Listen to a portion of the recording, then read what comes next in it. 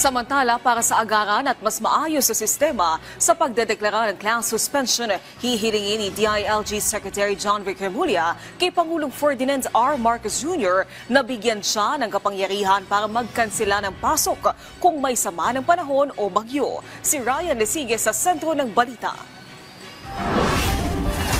Madalas ng eksena sa labas ng mga paaralan ang mistulang basang sisiw ng mga estudyante sa tuwing masama ang panahon at huli ang anunsyo ng pagsuspindi ng klase. Bukod sa delikado, maaari ding magkasakit ang mga mag-aaral na mababasa sa ulan. Kaya para maiwasan ito, hihilingin ni Department of the Interior and Local Government Secretary John Vic Remulla kay Pangulong Ferdinand R. Marcos Jr. ang kapangyarihang magkansela ng pasok sa mga paaralan tuwing may sama ng panahon o bagyo. Sabi ni Remulla, nais niyang gamitin sa buong bansa ang naging sistema niya sa Cavite nung siya ay gobernador. Mas madali din daw sa DILG ang koordinasyon sa tulong ng kanilang geohazard maps, monitoring systems at information mula sa PAG-ASA. Isa sa pinakahilig kong gawin nung ako'y governor ay pag tag-ulan ay titignan ko kagad ang lahat ng mga weather maps mula Japan hanggang Amerika para makita ko kung kailan darating ang bagyo sa Cavite.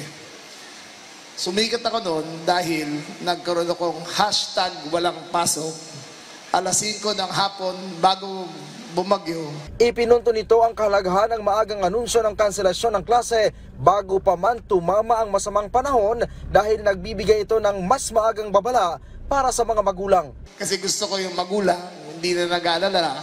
Gusto ko ba yung estudyante, masaya na, at gusto ko yung mga magulang makatipid sa baon bago umalis para hindi na paalisin yung kanilang mga anak.